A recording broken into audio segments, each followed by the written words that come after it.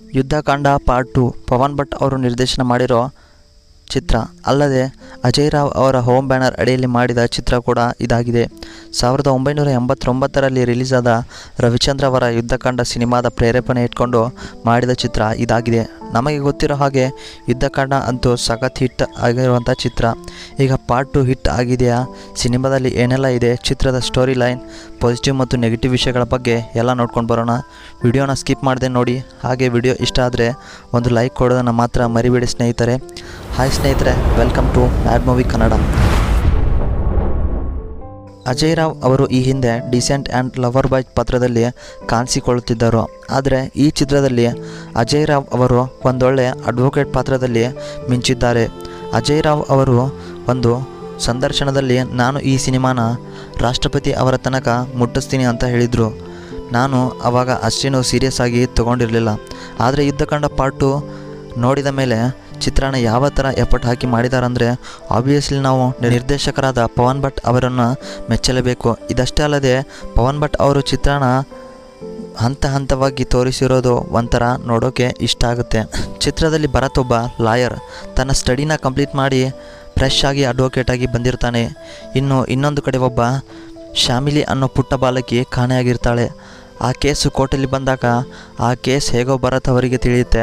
ಮುಂದೆ ಏನೆಲ್ಲ ಆಗುತ್ತೆ, ಆ ಪುಟ್ಟ ಹುಡುಗಿಗೆ ಏನಾಗಿರುತ್ತೆ, ಇದನ್ನು ಭರತ್ ಅವರು ಯಾವ ಥರ ವಾದನ ಮಾಡ್ತಾರೆ ಅನ್ನೋದೆಲ್ಲ ನಾನು ಹೇಳೋದಕ್ಕಿಂತ ನೀವೇ ಚಿತ್ರ ನೋಡಿ ತಿಳ್ಕೊಬೇಕು ಅಂತ ಹೇಳ್ತೀನಿ. ನಾವು ಚಿತ್ರದಲ್ಲಿ ನನಗೆ ಇಷ್ಟ ಆಗಿರೋ ಅಂಥ ಪಾಸಿಟಿವ್ ಪಾಯಿಂಟ್ಗಳ ಬಗ್ಗೆ ನೋಡ್ಕೊಂಡು ಬರೋಣ. ಮೊದಲಿಗೆ ಚಿತ್ರದಲ್ಲಿರೋ ಎಮೋಷನ್ಸ್, ಇಲ್ಲಿನ ಎಮೋಷನ್ಸ್ ತುಂಬ ವರ್ಕೌಟ್ ಆಗಿದೆ ಅಂತ ಹೇಳ್ಬೋದು. ನಾವು ಕೋರ್ಟ್ ಡ್ರಾಮಾ ಚಿತ್ರಗಳನ್ನು ನೋಡುವಾಗ ಅದರಲ್ಲಿ ಟ್ವಿಸ್ಟ್ ಮತ್ತು ಒಳ್ಳೆಯ ವಾದ ವಿವಾದಗಳನ್ನು ಎಕ್ಸ್ಪೆಕ್ಟ್ ಮಾಡೋದು ಕಾಮನ್.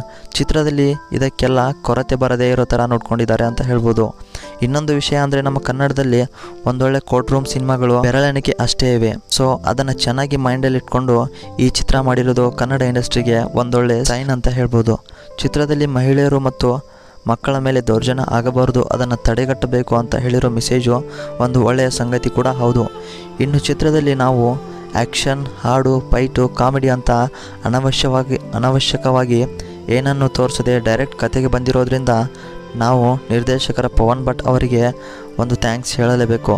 ಇನ್ನು ಚಿತ್ರದ ನೆಗೆಟಿವ್ ಸೈಡ್ ನೋಡೋದಾದರೆ ಚಿತ್ರ ಅಲ್ಲಲ್ಲಿ ಸ್ವಲ್ಪ ನಿಧಾನವಾಗಿ ಸಾಗುತ್ತೆ ಮತ್ತು ಚಿತ್ರದ ಕೊನೆಯಲ್ಲಿ ಡ್ರಾಮಾ ಸ್ವಲ್ಪ ಜಾಸ್ತಿ ಆಗಿದೆ ಅಂತ ಹೇಳ್ಬೋದು. ಇಷ್ಟು ಬಿಟ್ಟು ನೋಡೋದಾದರೆ ಇದೊಂದು ಬೆಸ್ಟ್ ಕನ್ನಡ ಮೂವಿ ಅಂತ ಹೇಳ್ಬೋದು. ಇನ್ನು ನಾವು ನಟನೆ ಬಗ್ಗೆ ನೋಡೋದಾದರೆ ಅಜಯ್ ರಾವ್ ಅವರು ಅಡ್ವೊಕೇಟ್ ಚಿತ್ರದಲ್ಲಿ ತುಂಬ ಚೆನ್ನಾಗಿ ಕಾಣಿಸಿಕೊಂಡಿದ್ದಾರೆ. ಹಾಗೆ ನಾವು ಪ್ರಕಾಶ್ ಬೆಳವಡಿ ಅವರಿಗೆ ಮಾರ್ಕ್ಸ್ ಕೊಡಲೇಬೇಕು. ಅವರು ಮಾಡಿರೋ ಲಾಯರ್ ಪಾತ್ರ ಅದೊಂದು ಆ್ಯಕ್ಟಿಂಗ್ ಅಷ್ಟವೇ ಅಲ್ಲ, ಅದೊಂದು ಆ್ಯಕ್ಟಿಂಗ್ ಅನಿಸೋದೇ ಇಲ್ಲ, ಅದೊಂದು ನೈಜ ಘಟನೆ ನಡೀತಿದೆ ಅನ್ನೋ ಥರ ಆ್ಯಕ್ಟಿಂಗ್ ಮಾಡ್ತಾರೆ. ಇನ್ನು ಚಿತ್ರದ ಕಲೆಕ್ಷನ್ ವಿಚಾರದಲ್ಲಿ ನೋಡೋದಾದರೆ ಯುದ್ಧಕಾಂಡ ಪಾರ್ಟ್ 2 ಚಿತ್ರದ ರಿಲೀಸ್ ಆದ ದಿನವೇ ಬಾಲಿವುಡ್ಡಲ್ಲಿ ಮತ್ತೊಂದು ಕೋರ್ಟ್ ರೂಮ್ ಚಿತ್ರವಾದ ಕೇಸರಿ ಪಾರ್ಟ್ 2 ಕೂಡ ರಿಲೀಸ್ ಆಗಿದೆ.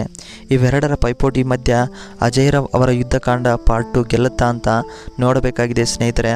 ಸದ್ಯ ಈ ಚಿತ್ರ ಕರ್ನಾಟಕದಲ್ಲಿ ಒಳ್ಳೆ ರೆಸ್ಪಾನ್ಸ್ ಪಡೆದಿದ್ದು ಬ್ಲಾಕ್ ಬಸ್ಟರ್ ಆಗುತ್ತಾ ಅಂತ ಕಾದು ನೋಡಬೇಕಾಗಿದೆ. ನಮ್ಮ ಕನ್ನಡದಲ್ಲಿ ಬಂದಿರೋ ಒಂದೊಳ್ಳೆ ಕೋರ್ಟ್ ರೂಮ್ ಚಿತ್ರ ಇದಾಗಿರೋದ್ರಿಂದ ಯಾರು ಈ ಚಿತ್ರನ ಮಿಸ್ ಮಾಡ್ಕೊಳ್ಳದೆ ಹೋಗಿ ವೀಕ್ಷಣೆ ಮಾಡಿ ಅಂತ ಹೇಳ್ತಾ ವಿಡಿಯೋನ ಮುಗಿಸ್ತಾ ಇದ್ದೀನಿ ಸ್ನೇಹಿತರೆ. ಧನ್ಯವಾದಗಳು.